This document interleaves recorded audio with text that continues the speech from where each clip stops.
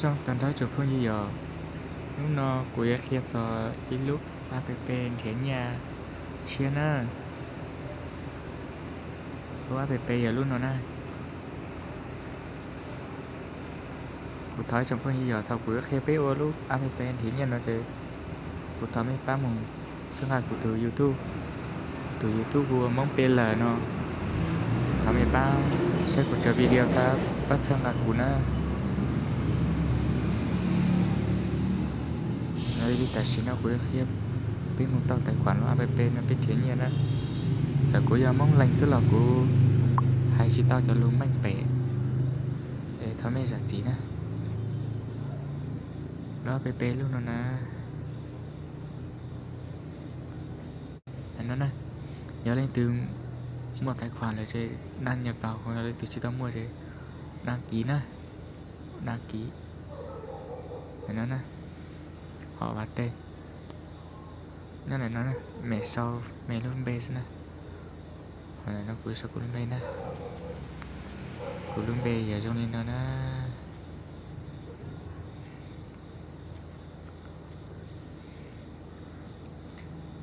để đăng nhập thì nhắn là mẹ nè của sau của luôn bê YouTube nè mong tên là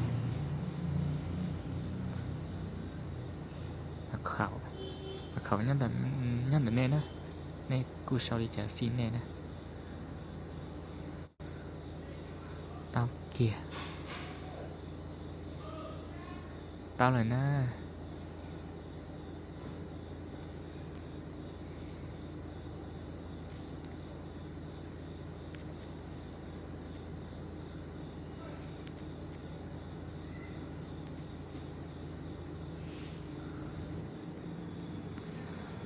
xin nó chơi biết đăng nhầm vào này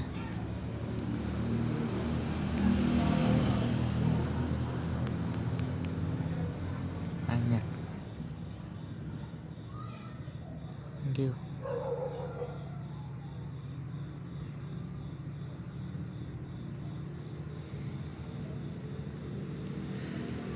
rồi nó giờ ta xin nó bước kia biết mình thiên nhiên á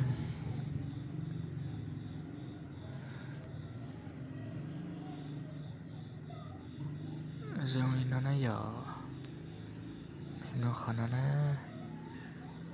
nên nó mình một lúc tài khoản thì chỉ mình vào lúc tí tốt tao đấy của khai biết này vào tài khoản Facebook rồi nó giờ cùng một tài khoản Facebook chỉ cùng vào tài khoản Facebook này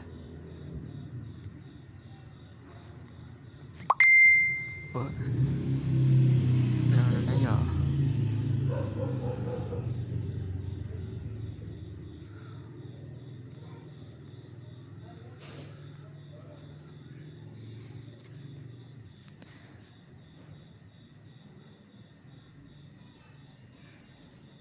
sau đi nó đến chặn tên tài khoản đấy nhá đây là tài khoản các bạn phải copy cái chữ này vào trong kia rồi các bạn đan lên trang cá nhân của các bạn nhé đây copy sau đó các bạn bảo trong cái Facebook của các bạn nhé mình vào trong mấy lớp Facebook này để nè đăng mẹ có bị tụi link đó nè rằng nè sau đi trả xin nè nè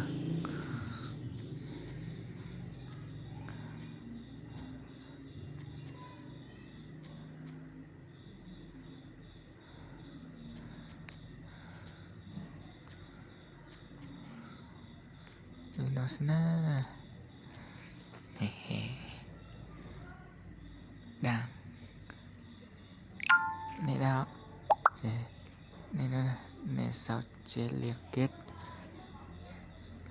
quay lại cái trang nó đấy nhá quay lại cái trang nó app kiếm tiền đấy nhá sau đó các bạn dán cái này vào đây nhá sau đó các bạn xác nhận tài khoản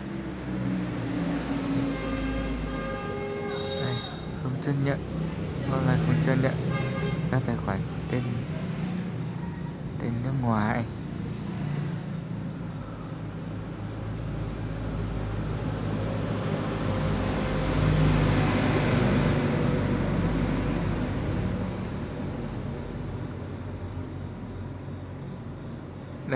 Được chưa?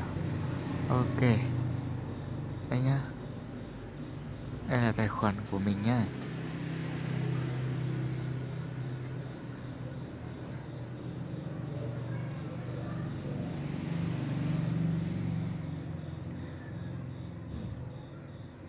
Như này thôi. À, lại thoát ra rồi.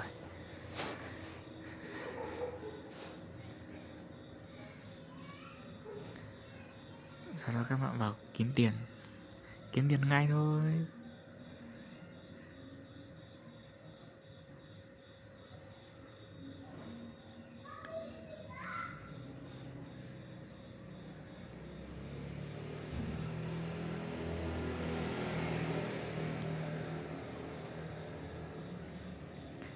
Đây công việc của các bạn này nha.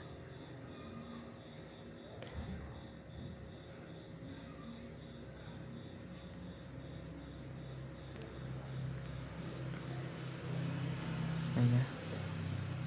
Này thôi.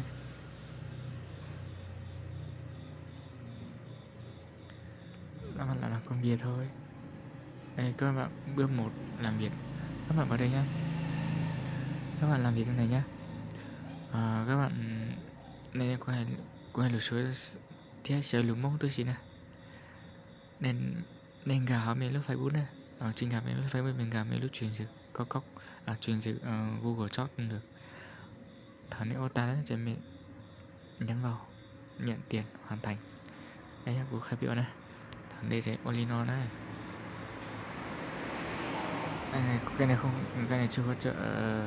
Cái này chưa hỗ trợ cho trên trang Facebook của mình nhé. Bây giờ mình vào truyền diện. Đây.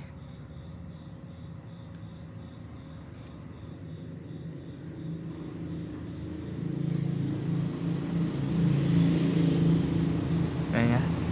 Bây giờ mình like cái này thôi. Ra già nha các bạn nhé. Các bạn ra già nha.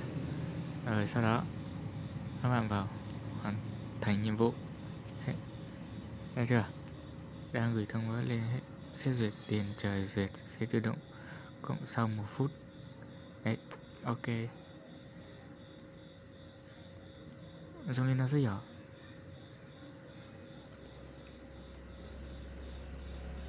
Nhớ trong tàn thái trong phần gì đó của khe gió đi nó trước. Nhỏ lên từ thôi khó thế. Nó khá là khó nó này.